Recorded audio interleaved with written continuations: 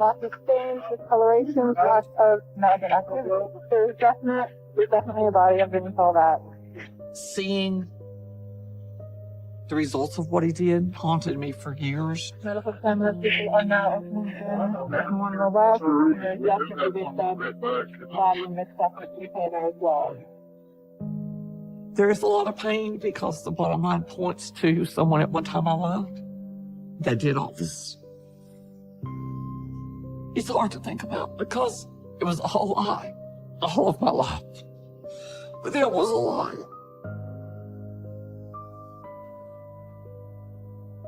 Howard and me were raised as cousins. Howard's mother was married to my uncle, Sam Thomas. So Sam kind of played a dual relationship in her life.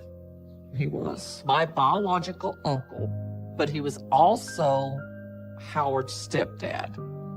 Howard and I were together at Christmas time, birthday parties. I have a lot of good memories of when I was a kid. We lived in the country, so we could go outside and play, or we would sneak around through my grandparents' house. Nothing would have pointed to him being destructive or vindictive or manipulative. It's just, we were kids.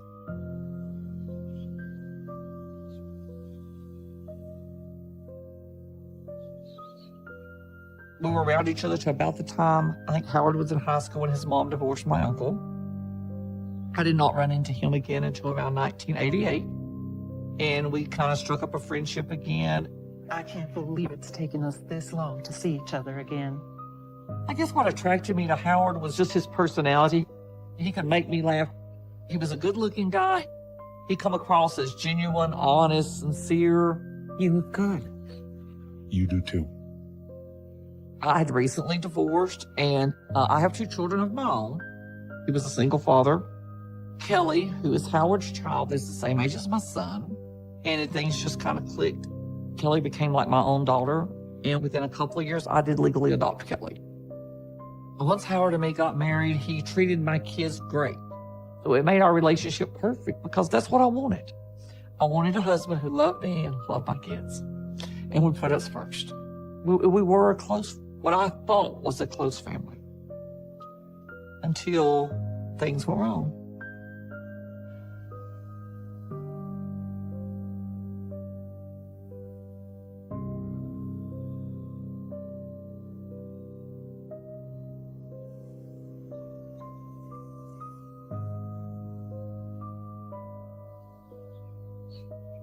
Howard's first wife was named Deborah Weiniger. I was told they were, quote, true love, but I never met Debbie. Debbie had already disappeared. I was visiting with his aunt, and she was the one telling me Debbie's disappearance was still a mystery. She was there one day and gone the next. When Debbie left Howard, he took it so hard. According to Howard, everything was great, and supposedly she vanishes from her house one day. He didn't tell me much. He just said that she left him and the kids one day. He never saw it coming. No, nothing. All of her personal belongings was supposedly gone. There was no hospital records, no police records, no nothing to even trace her anywhere. No use of credit cards, no use of her driver's license being seen, nothing. I never understood how someone could just walk out on their whole family. From Howard's explanation, Debbie just walked off. We trusted what Howard said. From Debbie's family, they suspected that Howard had done something. They feel that he killed her and disposed of her body. Well, they'll never find it. When I asked him what happened to her, he said, I come home one day, she was gone. He said, I have no reason to lie to you. He said, she was having some issues, and apparently she just wanted to take a break for a while. And that was his only answer, was that she just decided to take a break. And she just took off to get away from everybody. And, you know, by then, I was in love with him, so he wouldn't lie to me. To this day, her family still believes she was murdered. And I'm sure he killed her. Why he killed her, I don't know.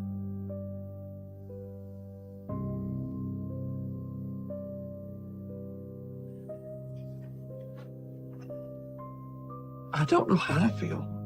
She's very pretty. She looks like a typical probably still in her teens. She looks happy and like she's got a whole life ahead of her. Everybody told me Debbie was a very devoted wife, a very devoted mother. She put her kids first. No one has ever found enough to prosecute Howard for her too. And knowing that he could have done away with someone so beautiful, yeah, it could have happened to me as easy. And probably, if they hadn't arrested Howard, I would have been next.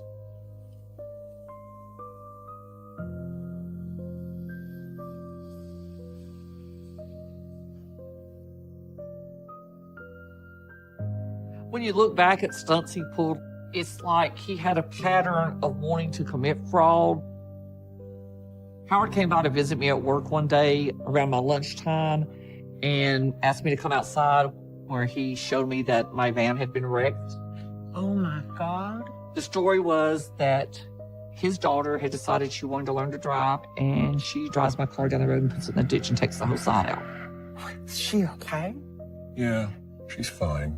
He told me that he had talked to Kelly about what had happened to my van, that she was real upset about having tore up the van, and we should just like let it go and not upset her anymore. So I let it go.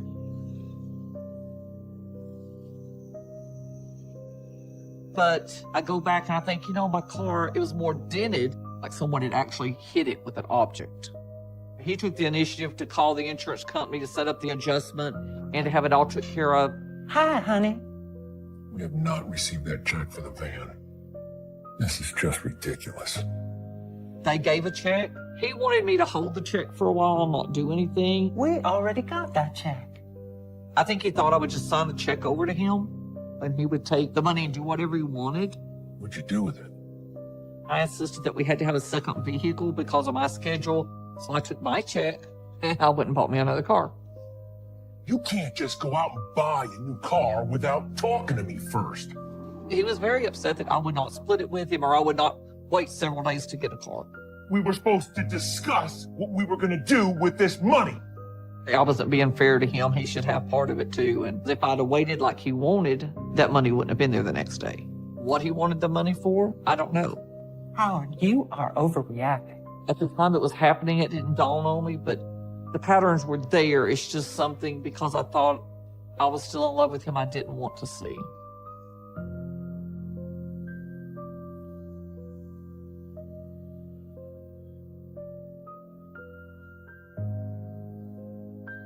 We got to a point where we could build our own home. It was like a family thing, so everybody would have what they wanted. And it was something that was supposed to be our forever home. You know what I was thinking? But we could be sitting and watching a movie, and he would say, we could burn this house and pay off what little bit we owe on it and still have money to build another house and owe nothing. What are you talking about? Just think about all the money we'd get from the insurance. That's insane.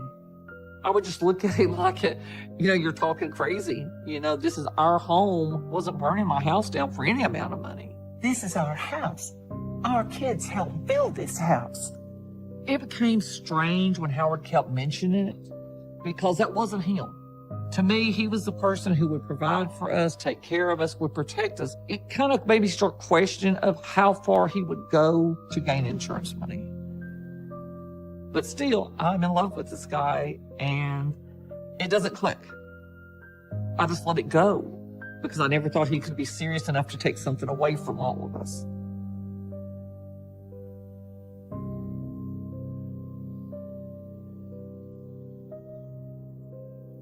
And people may think I'm crazy, but I can't let myself be scared of him.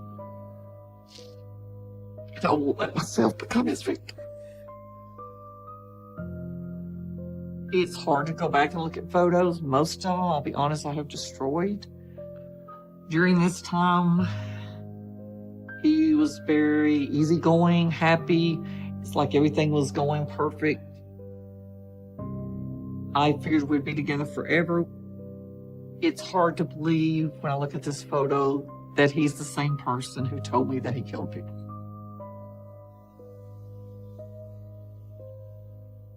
The man in the photo is the one I fell in love with. I really just don't want to see that part of him.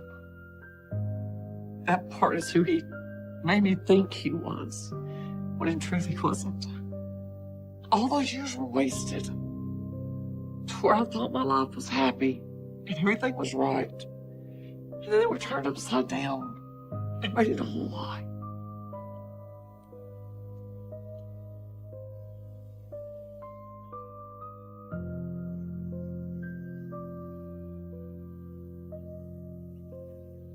When Howard was driving a truck, I managed the business from behind the scenes. We trucked from one border to the other border, from the north to the south and east and west. He would be gone like Monday through Friday. He could be gone weeks at a time, especially if he'd done like a California, New York run. Normally I would book our runs, but Howard started having a change in the way he wanted to do stuff. Hey there. Hi, honey. He all of a sudden took over getting his own loads. He portrayed it as a whole lot easier, less time-consuming manner than what we were doing. How was your trip? Everything go okay? Everything went great. I even picked up a little something for the kids. But I couldn't track him. I could only go by where he told me he was, and then when I got the paperwork, where he said he was did not match up. St. Louis. I thought you went from Texas to Florida this week. When he was telling me that he was places and he wasn't, the feeling was kind of strange. It's like, okay, something about you and your story's not right. You're hiding something. But he always had a reason. Finished up the job a day early. I figured I'd take a ride to St. Louis. No matter what I asked or how I asked it, he had his smooth answer where it all made logical sense. Maybe his trucking was part of a double life. He had his family here and he had a different life than what he had with us when he was with his truck.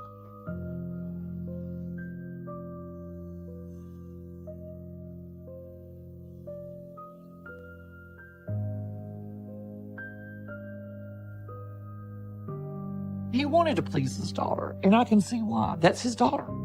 That's his biological daughter, his only child. And he wanted to fit in. He wanted to relate to her. He wanted her to want to hang out with him. But he started doing stuff that I wasn't comfortable with being around. He started hanging out with her friends. Kelly was friends with Samantha Lemming. They went to high school together. Adam Christmas was Samantha's boyfriend. Howard was constantly taking Kelly and Adam and Samantha to the store. If they wanted to go out drinking, he went and got the beer. He just got more involved with wanting, at 40-something years old, of wanting to be a teenager again. And that's what he did.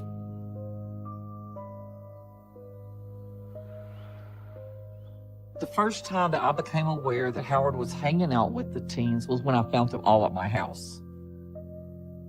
I worked a third shift job, so normally I got home between 6:30 and 7. One time when I come home, there were kids just piled up under sleeping bags, blankets, sheets, whatever, all piled up together. There were probably 20 plus kids at my house. I was shocked. Howard was in our bed asleep, so I do wake him up and I ask him who's in my floor. What the hell's going on in the living room? And his explanation is there's some of Kelly's friends, they were over here playing. It got too late to take them home and their parents didn't want to come get them. His story of these kids is they did not get along with their family. So Howard was an outlet. He said he was a safe haven for them. They would have a place to stay. Look, I don't think you understand what some of these kids go through at home. My reaction was I wanted it stopped. I actually demanded that I do not come home and find this again. I told Howard it was inappropriate. I'm serious. It's not right and it needs to stop.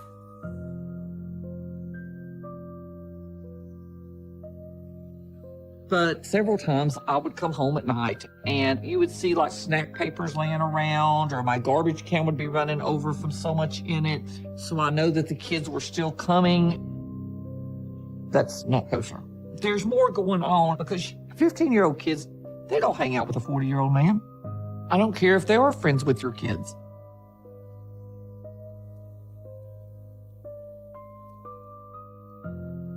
His relationship with the teens, it developed quite rapidly. What really broke the strain with us is it was New Year's Eve. Howard's nowhere to be found. His daughter's nowhere to be found. When he showed up the next day, I asked him where he went. Where have you been? And he said that his daughter wanted to go run around with her friends, so he took them running around, and he found out that they had rented a motel. And so he took them to the motel, and they were all drinking. So he decided to stay overnight, too, because he was drinking. I thought I was doing the responsible thing. The more I thought about it, the more mad I got. Why are you toting these kids around? They're underage. Where are their parents? If you want to hang out with a bunch of teens, that's fine. You do that. I wanted out, and I wanted out then. I didn't want to give it time to wait. I'm done with you. Howard and me had an agreement if we ever split up, I wouldn't fight him for Kelly. So, as soon as I could, I packed my kids up and we left. And I moved on with my life. He's a 40-something-year-old man. You're messing around with people's kids. If everybody else comes first, then I don't need him because he's not putting his priorities where they need to be. We still remain friends because I wasn't angry. I didn't hate him. It's just I wanted my life separate.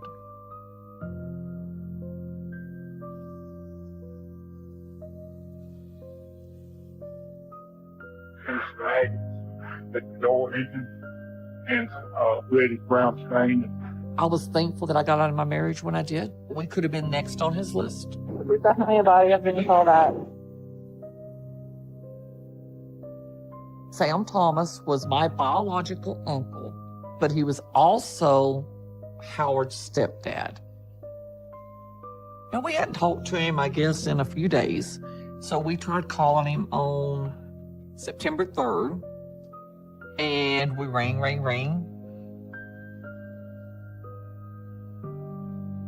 He didn't answer, so the next day we tried again and rang, nothing. The next day we're still calling early in the morning, still no answer. Nothing.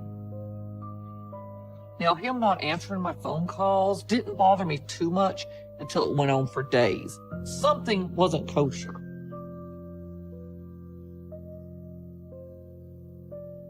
Howard knew that we were looking for Sam.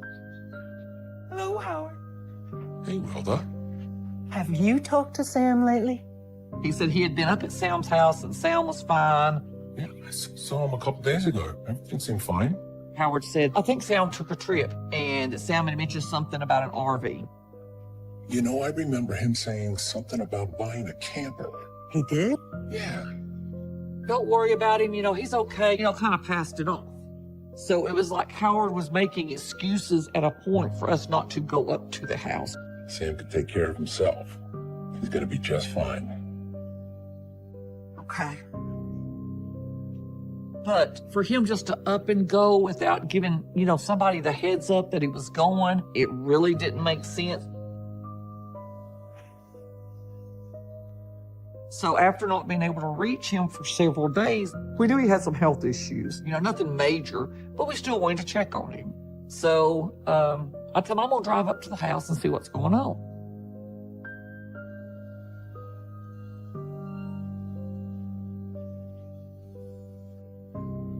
Everything in the house looks good, no struggle, no nothing. We looked around the house, his bed was made, everything. Nothing looked out of place. His furniture was there, his clothes was there, and Howard was with me. But he kind of more like followed like a shadow, looking to see what we were looking at. He had a little bit of a nervousness to him. He wanted to hurry up.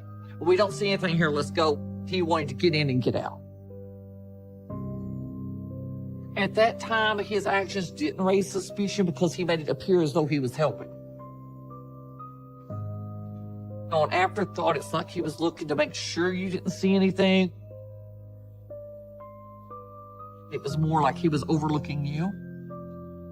Sam kept his medication on him, so if he was even going to be gone even a day, he would have took his medicine with him.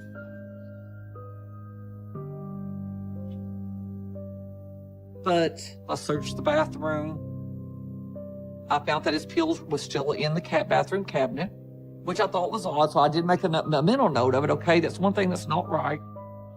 My mom and my uncle went to the police for the first time and filed the missing persons report. And the sheriff's department answer is he's 73. He can go where he wants.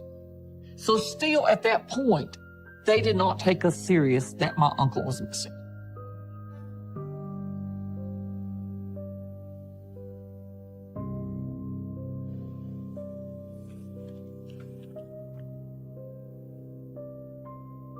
We made our own wanted posters with one of the few pictures we had of Sam, because Sam wasn't much for having his picture made. And we took these pictures all over North Georgia, all over Chattanooga, Tennessee. When Sam disappeared, Howard was very supportive in trying to help us search. He agreed to put posters up. He agreed to, help in any way he could. I honestly thought he was concerned, so we hunted and we hunted. Some people recognized his name, but not his picture. Someone had attempted to use his credit card. Again, we notified the sheriff's department. We know something's wrong. This poster was our only way of trying to find him, but we made it too late. Because by the time we made it, he was already dead. And it breaks my heart that we didn't get to him soon enough.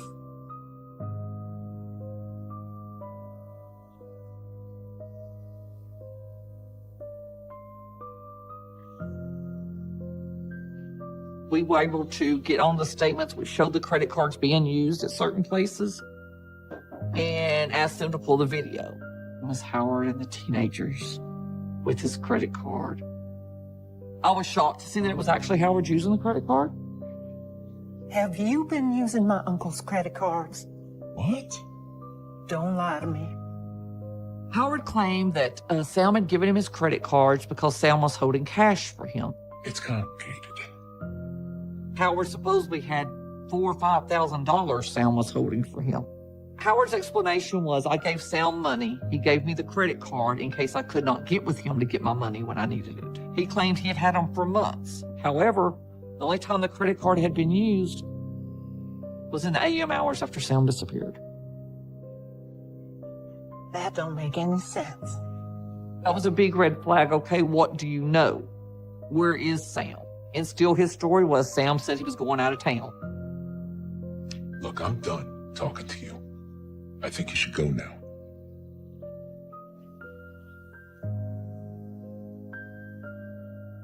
Very suspicious.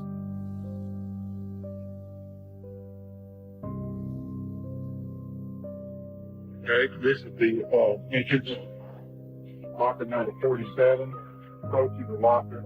This is the raw video, nothing has been removed.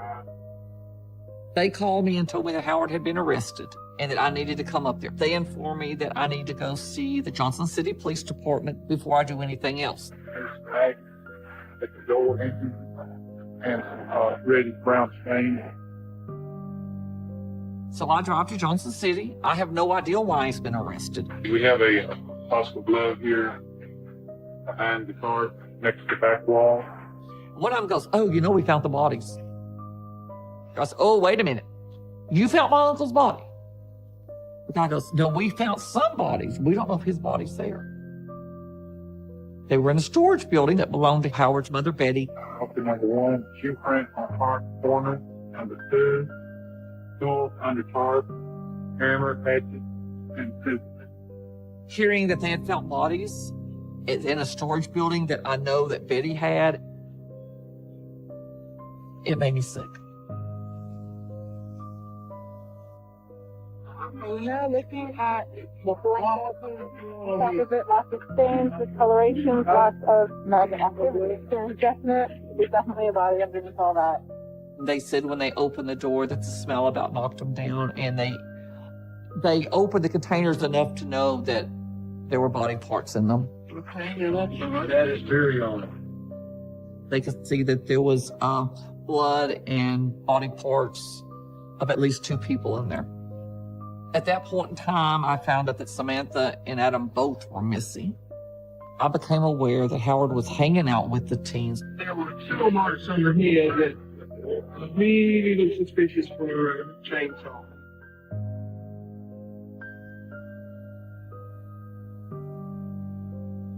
I talked to some other officer.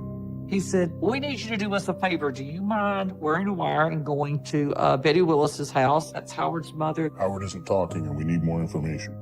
I wanted to go back in the jail and talk to Howard, and I told them I would wear their wire if they would let me get back in the jail and talk to him. We just need any information you can get. And they had a DEA agent come in and put a wire on me, and he says, at 5:55, get them to turn the TV on. We've arranged for a local news station to play a broadcast about the murder. They said, if we hear anything, out of the ordinary, we're coming in the door. We've got people stationed all around you over there.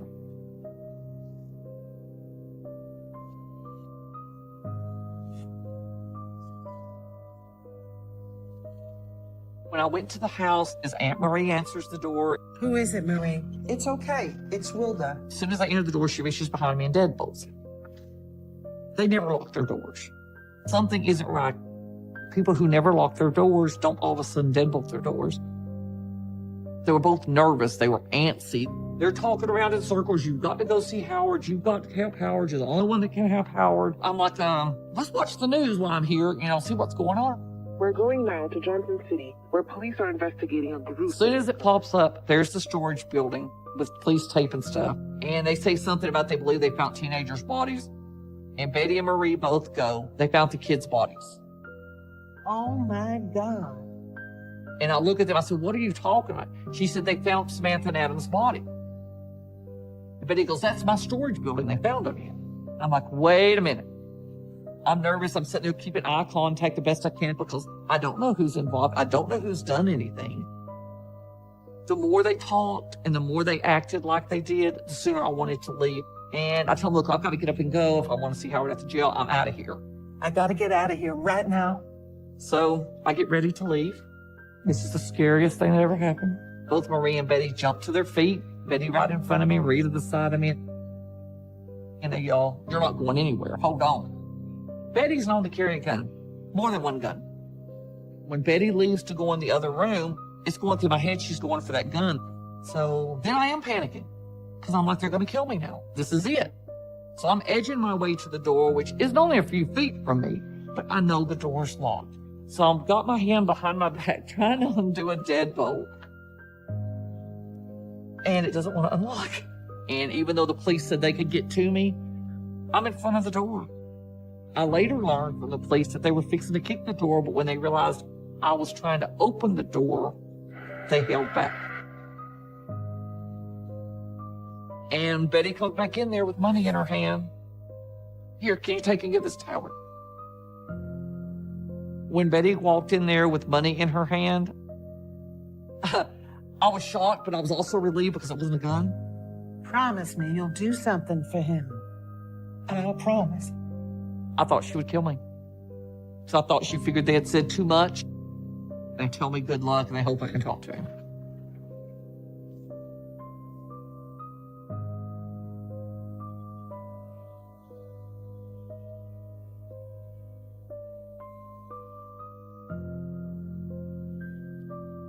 I knew he had my answers. And I felt that I could get the answers from him because I knew he was desperate. And his first words are, you're too late. Too late for what, Howard? He's not angry. He's not raising his voice. They found the bodies. Whose bodies? And he's going, it was on the news. I'm like, what was on the news? He said they found Adam and Samantha's bodies. I start getting him to tell me what happened. He tells me he blew Adam's effing brains out. Did you kill him? Did you kill him? I haven't tested it. I blew the brains out. Pull the trigger right then and there. I don't know what the gun so upset. When Howard first told me he did all this, it made me sick. I wanted to get out of there, but yet I still wanted my answers about Sam because I knew if he's done this, there's more too. So it's like, I've got to make myself sit here. I've got to hear the whole story, no matter how bad I hate sitting here. Howard admitted that he killed the kids because they killed Sam. That's his original story.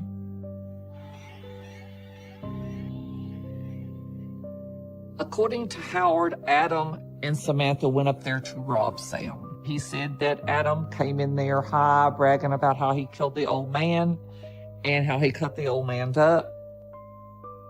So that Howard just picks a gun up and shoots him. And then he turns the gun and shoots Samantha at the same time. So you shot Sam. How there did it go? She was right there beside him. So when she told me that? She turned around and I had to shove her too. He said that he cut Adam up because Adam said that he cut Sam's head and hands off. So he cut Adam's head and arms off. What did you cut, Adam? What did you cut? His head and hands. Both hands? Yeah. There was no emotion in his face. It was just like an everyday conversation. It's just like he was telling me that he went to a ball game. How did you get rid of that? Short shit too. Get the two of them. Where's that? Right there with fire. Yeah. I did ask Howard if he killed Sam. He said no. He said the kids killed Sam. But the way he said it and the words he used made me know that he did it. It was his demeanor, his wording, everything made me know that he had not only killed the kids, he had killed my uncle, and he killed Debbie. I leave. The lead detective walks up to me and says, I want to thank you for doing my job for me. I said, if you'll just give me a gun, I'll take care of the rest of it. And that's the only response I had. Could I have killed Howard? No. But that's the only response I could have. I blew the brains out. Pulled the trigger right there and there. I don't know what he got so upset. It's like he just told it to me. And it all comes back right back where I was at. It's still unreal. He did it, and I can't change it. One of the questions I'm constantly asked, and it's not surprising, is why Howard chose me to tell me. I honestly think he thought I would help him. No matter how many times I hear the tape, the words that stick out is he blew the brains out. He told me lots of stuff that night, but those are the words that I'll remember the rest of my life.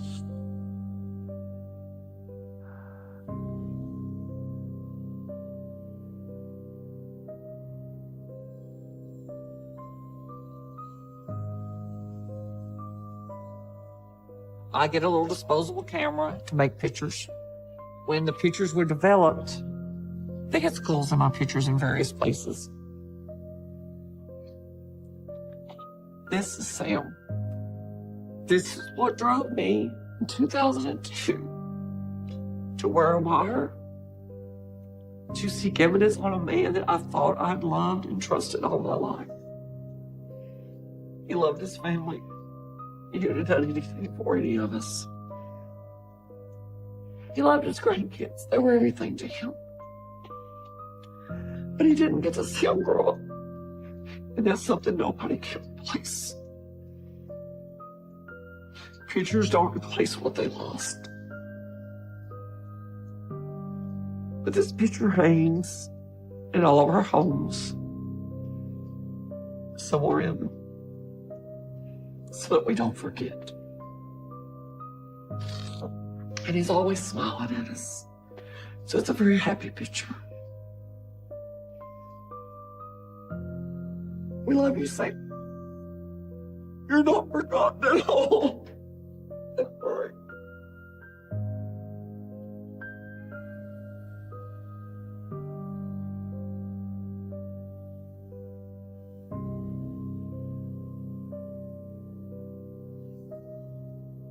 Howard had given me information that night in that interview of where I could find Sam. He tells me that Sam's body is up on Lookout Mountain. So he gives me various places on Lookout Mountain to go the next day. We had some of Georgia State Patrol, we had Walker County, so we all go to the mountain. We searched most of the day.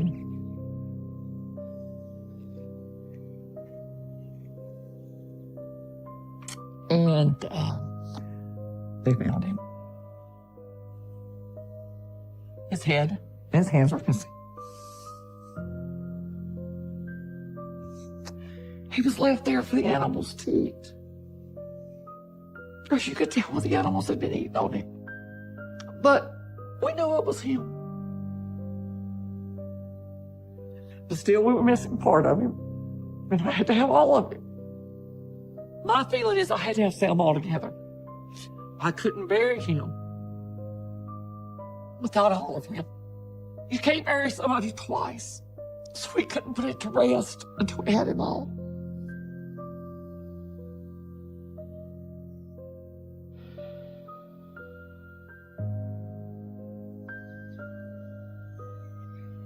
I start talking to Howard more. Where do I find the rest of Sam? So I pushed and I pushed. Finally, Howard says, make me some pictures and I can show you where his head is. So I get a little disposable camera to make pictures. So we go back down the trail. When the pictures were developed, they had skulls in my pictures in various places. If you looked at my pictures, you can see the skulls. But if you go look at those rocks or that landscape, you don't see the skulls. And to this day, I think it was my uncle giving me the clues on where to find him.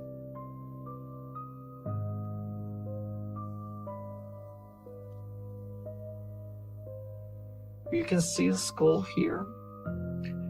You can see what resembles a face in the pattern of the rock. You got the two eyes and the nose.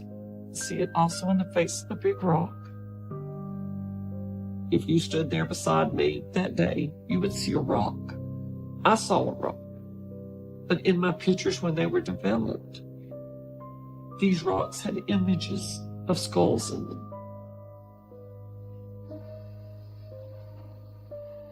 So we used my pictures to walk down the trail. And the skulls guided us to where his head was. One of my pictures, it showed a skull overlooking the path. And over here on, near this big rock, was Sam's head in a hole that was covered by another rock. I think these skulls appeared in my picture so that we could find his head that still wasn't at peace. And he needed his body together to be at peace. Even though I never believed in ghosts, Sam wanted us to find him. My pictures helped us find him.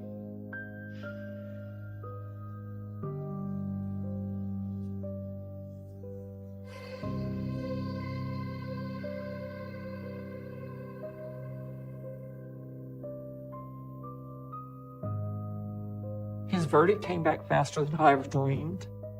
They come back with first-degree murder on both cases, and then he was given the death sentence.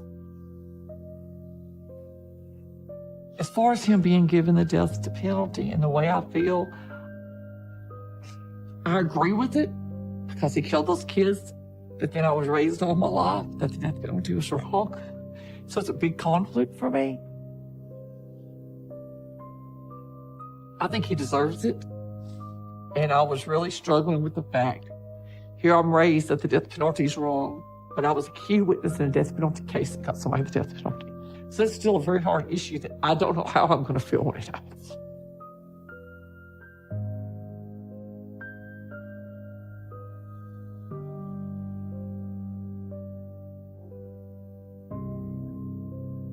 Over the years, people have asked me if there's other crimes being committed. Do I think so? Yes. Can I prove it? No. The DA's take is he's convicted of 2 murders. Why convict him again? Why waste money? But to this day, there's still no one prosecuted for my uncle's death. And to this day, we don't have our answers. And that's the hardest part to accept. We're never going to see justice for him.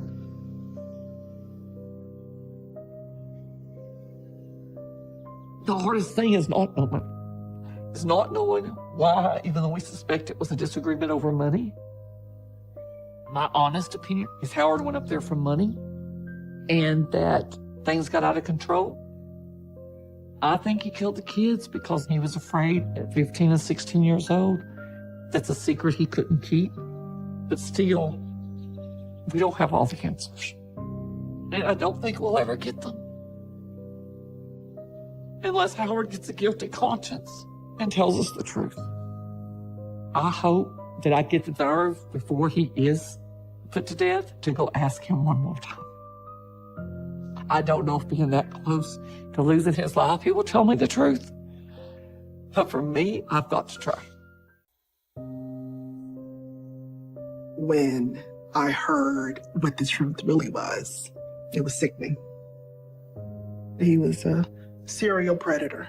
This very easily could have been me, and I think that's what's so hard for me, is because I've seen the end of a gun in his hand.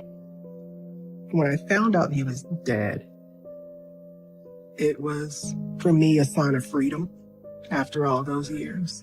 And I'm glad that he can't hurt anyone else any longer. Stafford and I met by mistake. A friend of mine was friends with his best friend. They wanted to go out. And so they brought us along as a wingman, I guess. So, what's your story? So we ended up, just chatting, having general conversation, and realized like we had a lot in common. I liked his sense of humor. He made me laugh. We both loved music. At the time, I was 20. He was 27. He told me he was going through a divorce and they had 2 children. He was a mechanic, so he was self-employed. He worked on cars. He had his own garage. Maybe we can do this again, without the 2 of them. He asked me if I wanted to go out, and I was like, sure. And then from there, we just kind of started seeing each other, more on a regular basis. And at some point, I fell in love. Perfect.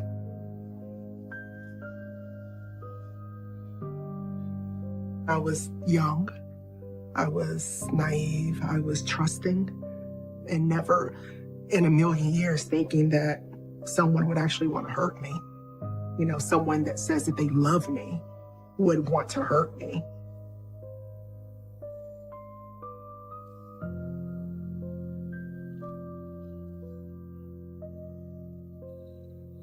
When we met, he was living with one of his family members.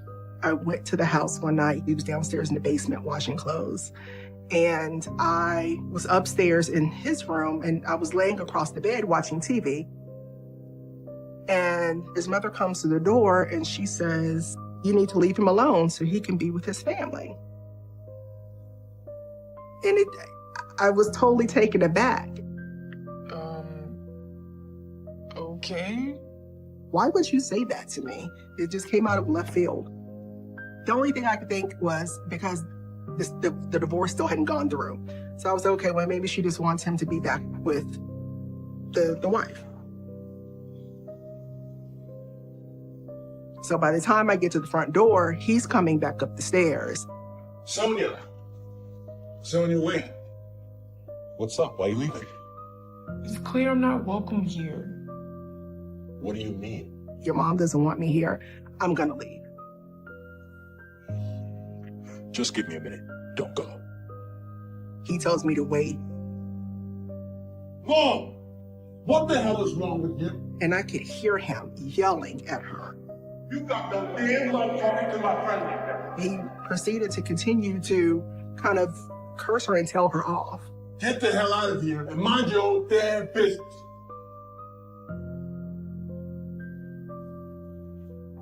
He comes back, and I was like, okay, that's a little weird. Do you always talk to your mom like that? Yeah. So what? I wasn't raised like that you curse at your parent. I appreciated him standing up for me, but at the same time, I didn't like the fact that he cursed and yelled at his mother the way that he did. That was disrespectful to me.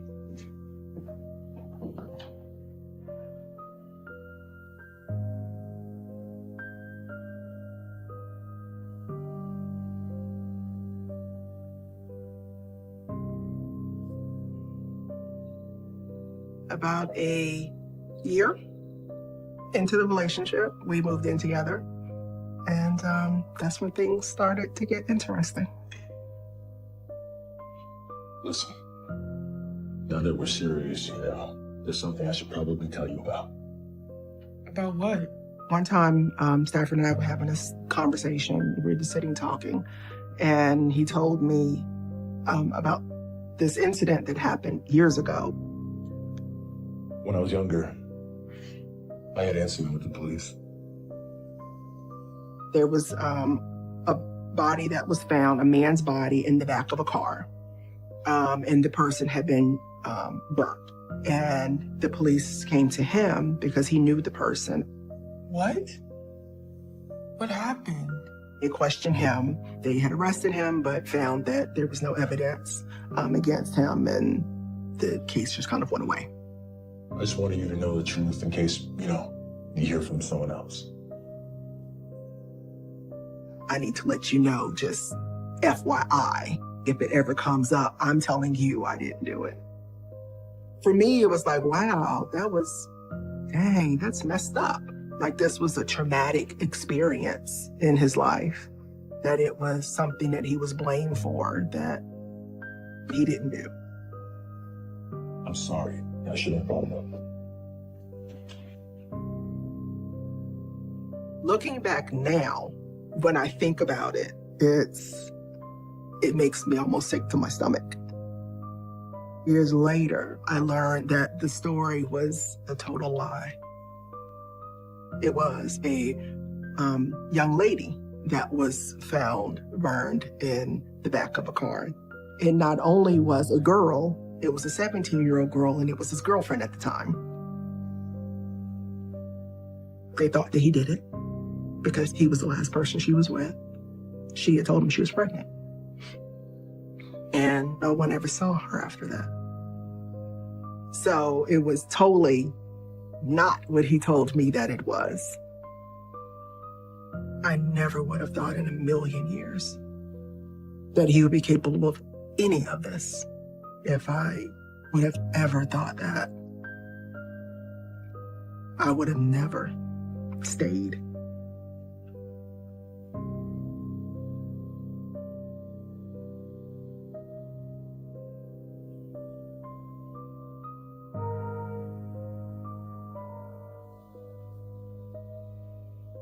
We had a New Year's Eve party at our house and had some friends and family over. At the end of the evening, we had to take one of my cousins home. And so on the way, Stafford was going a different route than what I normally went to the house. What are you doing?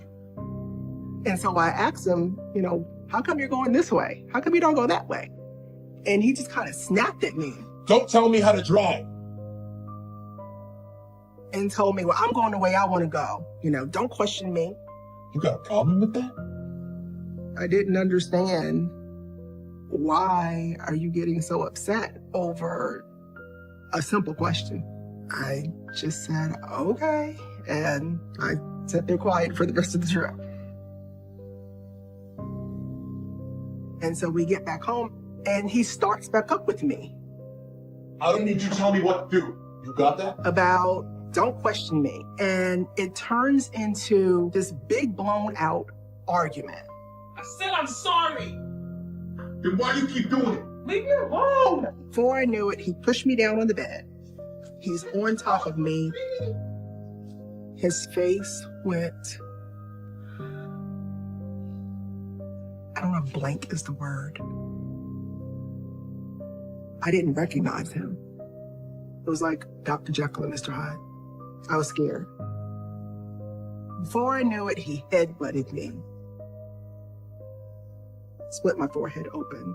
I was crying and I'm just, kind of hysterical because I couldn't believe what had just happened. And I go in the bathroom, I clean myself up and come back into the room. And he looks at me and he was immediately started apologizing. I can't believe that happened. It was a complete accident. Oh my gosh, baby, I'm so sorry. I'm so sorry. I won't do that again. Forgive me, forgive me. I was so shocked Like, how could you do this to me? And he just kept apologizing. I'm sorry. I won't ever do that to you again, I swear. I forgave him. We're just gonna pretend like this didn't happen and we're just gonna move on. And this can't ever happen again. It's okay. It's okay.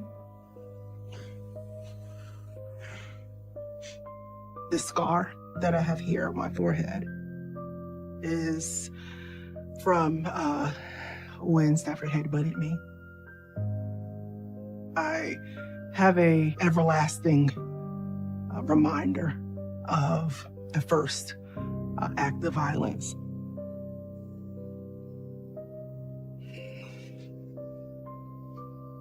I can see the rage, the anger. That's something I never want to see again.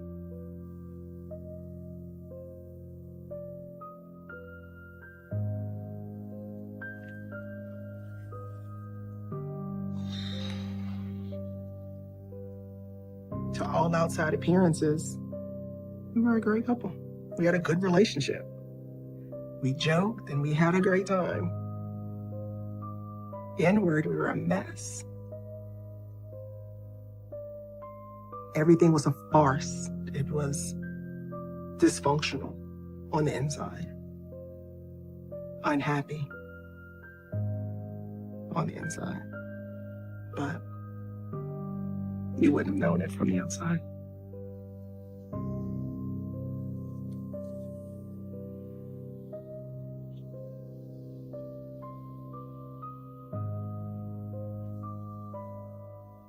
His erratic work hours really bothered me. The hours got longer and longer. It might be 11 o'clock when he came home. It might be 1 o'clock in the morning when he came home. There would be nights when he wouldn't come home. I'm awake. It bothered me. I would question, why do you have to work so late? I don't never know when you're coming home. People close their garages and go home to their families. Why are you any different? What are you doing all day and night? What do you mean, what am I doing? I'm working.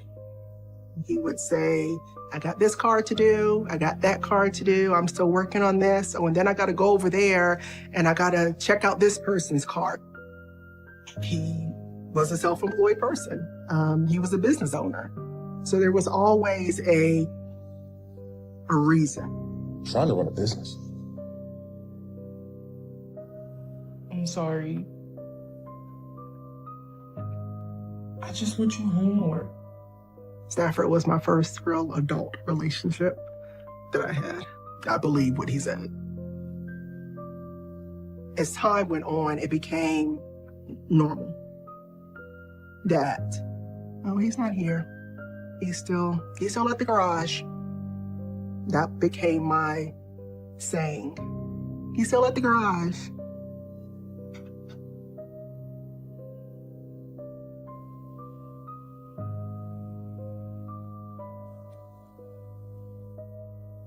This is the journal that I used to keep. Thursday, February the 14th, 2002. What a lovely Valentine's Day. Yeah, right. Stafford didn't come home last night. Of course, I was calling and calling, but no answer. It's a terrible feeling to not know where someone is and to be very worried about them when they don't show up.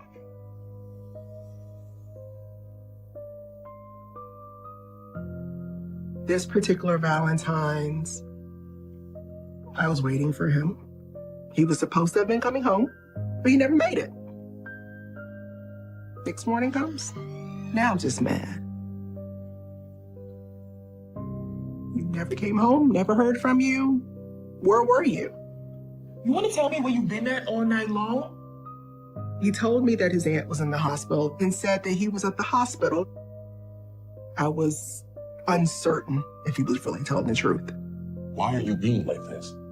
But that was one of those times when he flipped that conversation around on me and told me basically that I was selfish for wanting him to be there when he was there taking care of his family and checking on his family. I think if you weren't so wrapped up in yourself, you wouldn't get so upset over nothing. I became the bad person. I became what was wrong with us. And I had to find a way to change my behavior so that these things don't happen. I'm sorry. If I would take his feelings into more consideration, then we would be fine. He convinced me that I was wrong and that I couldn't see past what I wanted.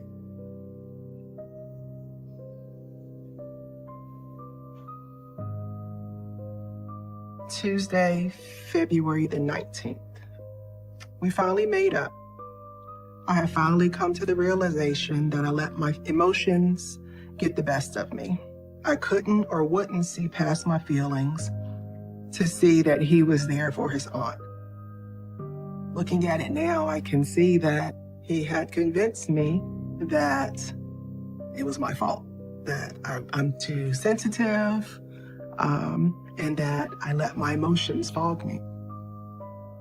And so my thoughts became what he told me that they were, not what I thought that they were. It was the beginning of him starting to mentally control me.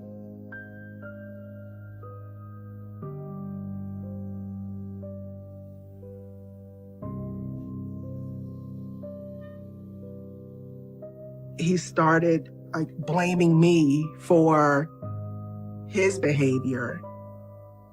I remember one night, it was about 1 or 2 in the morning, we were sleeping. He gets up, doesn't say a word to me, slams the door. When he slammed the door, everything shook. It woke me up. And I was like, what in the world? So I immediately called him and said, what is wrong with you? Stafford, what happened? Where'd you go? He was like, you know what you did. I didn't do anything. I was like, what are you talking about? What did I do?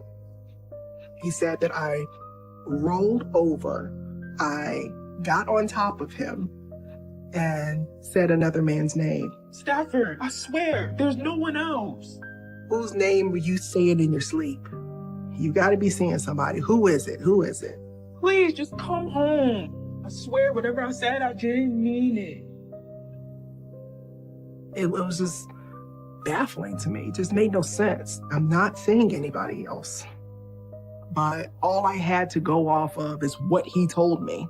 I start questioning myself. Maybe there's something there and I'm just not aware of it and it's coming out in my sleep. I was like, I think something's wrong with me. I need help. Something is wrong with me.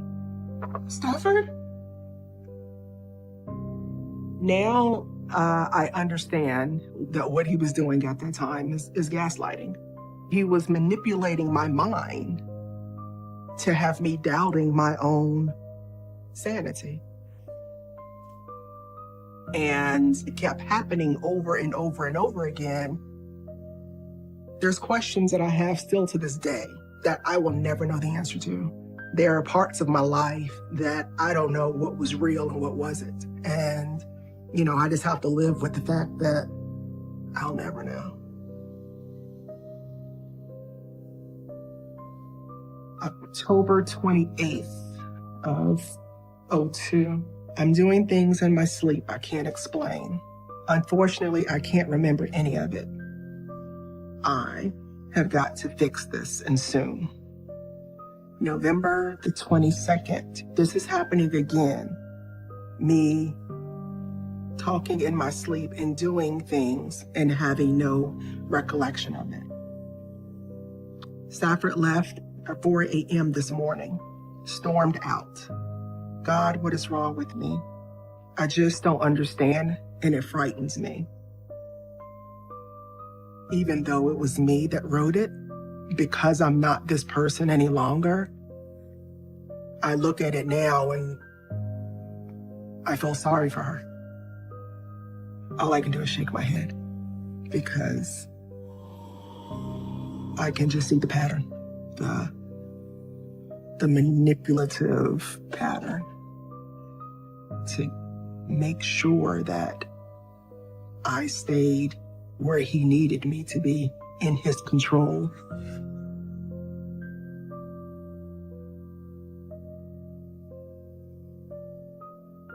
When we first started dating, the story was that he was separated and that he and the wife were going through a divorce. Stafford called me one day. He hurt his hand while he was working and he had to go to the emergency room. I said, well, where are you? I'm gonna come up there. No, don't come up here. I went anyway. So I get there and he was with his wife.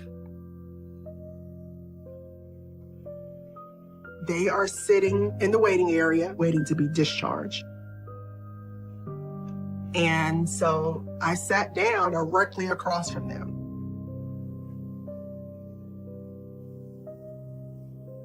He didn't say anything to me. He just looked at me like he had never seen me before. And I'm looking at him like, I said, hello. He didn't say anything. And she's just looking at me. The look on his face was like he was afraid to say anything. It was strange. I wanted to see what he was going to say. And so I sat there and I just looking at the both of them, very nice, very calm, never said another word. One of my thoughts was, I think they're still together. That just kept playing over and over my head. You said you can't stand her. Okay, what is really going on? Stafford Shaw, we're ready for you. And they called his name to give him his discharge papers. He goes up and they proceed to leave out. So I walked out after. And I called his name and I said, Stafford. And he turned around. I said, are you really gonna act like you don't know who I am? And he was like, Sonia, go home. I said, what is going on? He was like, Sonia, go home. And I was like, I don't believe this. So I get in my car, I go home. I get to the house, I take everything that he owned and I put it in the pile next to the door. So I'm like, I'm not gonna deal with this. He gets to the house. What's all this about? What do you think it is? My question was, well, are y'all still together? We're not still together. You know I can't stand her. I thought you said you were getting a divorce. And he said, because the divorce hadn't gone through, he was still under the wife's insurance. So he had to call her to bring the insurance cards. So why is it such a big secret then? I remember telling him, why were you hiding her being there? All you had to do was tell me that she was there. I'm sorry. I should have handled it better. I was in total denial about everything.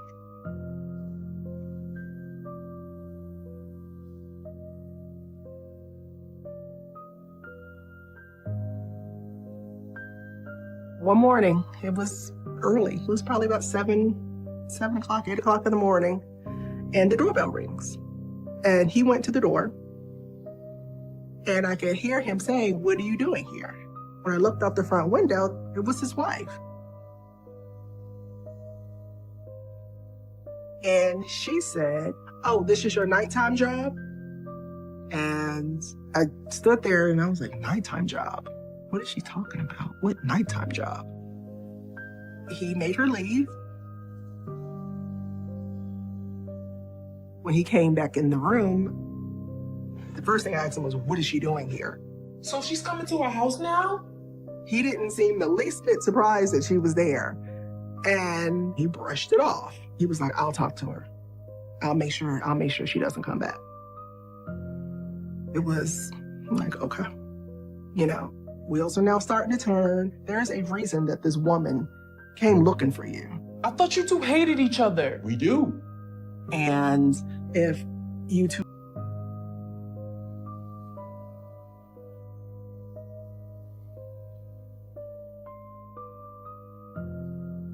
we had an engagement party and it was just full speed ahead with the wedding plans because now we can be together. And then one day we had another argument.